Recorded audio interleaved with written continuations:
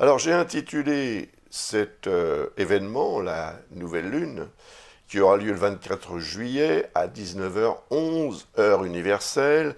Donc pour la France, par exemple, ajoutez 2 heures. Et pour les autres régions du monde, faites le petit calcul qui vous permettra de savoir exactement quand ça va se produire. Parce que la nouvelle lune, comme je le dis très souvent, voire systématiquement, correspond symboliquement à un nouveau départ. C'est une nouvelle lunaison qui commence. Donc, je dirais que organiser quelque chose qui va démarrer ce jour-là, le jour de la nouvelle lune, peut être enclin à davantage de potentialité de réussite qu'à un autre moment. Encore que, je dirais, tant que l'on s'organise pour que ce nouveau départ ou ce nouveau cycle, cette nouvelle entreprise, etc., se fasse avant la pleine lune, on sera, comme on dit, en lune ascendante, et il semblerait que ce soit une période plus favorable pour aller de l'avant, en quelque sorte, et puis monter aussi sur les échelons de la réussite sociale, professionnelle, personnelle, enfin bon, après, ça dépend de tout un chacun, évidemment. Mais là, vous voyez, donc, cette comment dirais-je, nouvelle lune qui se produit à 2 degrés quelques minutes d'arc du signe du lion est diamétralement opposée à Pluton, qui lui est en Verseau à peu près à 2 degrés aussi.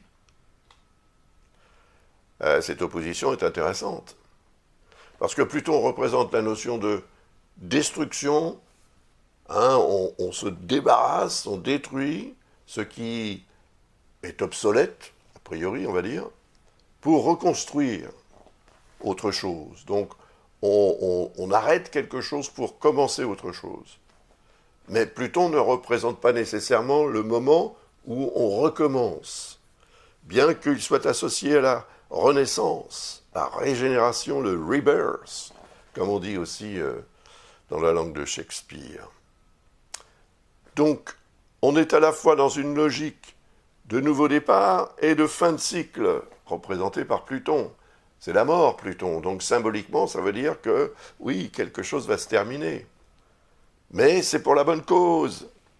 C'est pour qu'autre chose, peut-être beaucoup plus intéressant, plus valorisant, etc., puisse commencer.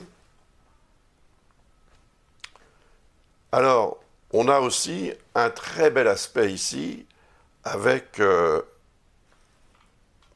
Saturne et Neptune, qui sont tous les deux au tout début du signe du Bélier. Trigone, c'est ce qu'on appelle ce genre de configuration. C'est un angle de 120 degrés. Et là, on est vraiment proche des 120 degrés, donc c'est un aspect fort. C'est intéressant, ce genre d'aspect. Pourquoi ? Parce que Neptune représente ce qu'on imagine.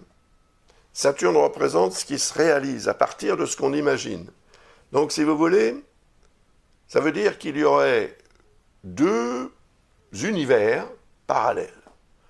L'un est invisible, l'autre est visible. Il est rendu visible. Mais il ne se rend pas visible nécessairement comme ça. Il se rend visible bien souvent parce qu'on va faire ce qu'il faut pour qu'il se rende visible.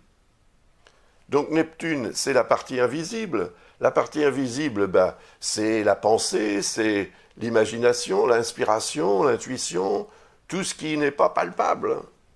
Et à partir de là, on va agir pour que Saturne puisse prendre sa place dans cette conjonction et produire la réalisation du rêve, de l'inspiration, voilà, du projet. Un projet, avant qu'il ne soit évidemment écrit noir sur blanc, si on veut, un projet reste quelque chose de très invisible. Et il dépend évidemment de sa qualité, quelque part aussi, pour être réussi. On ne peut pas réussir tous les projets qu'on a. Mais là, on est quand même dans une logique assez intéressante sur ce plan de la réalisation, donc de la réussite. Parce que, en plus, on voit évidemment que Pluton est en harmonie avec Saturne et Neptune. Et étant donné qu'il va être déclenché par l'énergie de la Lune, quand elle va arriver à la longitude du Soleil, ben, ça va être le moment clé à choisir pour effectivement mettre en avant ce qui doit l'être pour que l'invisible devienne visible. Et concrètement, et durablement, Saturne représente le facteur temps. Donc ce que l'on va obtenir pendant cette période devrait normalement avoir des répercussions à long terme, voire à très long terme. Voilà, donc ça c'est intéressant. C'est intéressant, il va falloir en prendre compte, en apprécier, je dirais, la valeur. Parce qu'on n'a pas tous des projets. Mais ce serait bien d'en avoir un. Et si vous en avez un, le 24 juillet peut être un moment très intéressant pour le mettre à plat, pour l'imposer. Et pour vous l'imposer aux autres, l'imposer à votre vie, la réalisation concrète, la partie visible de votre rêve, tout à coup, va pouvoir effectivement se montrer telle qu'elle est, avec toute sa valeur et ses conséquences.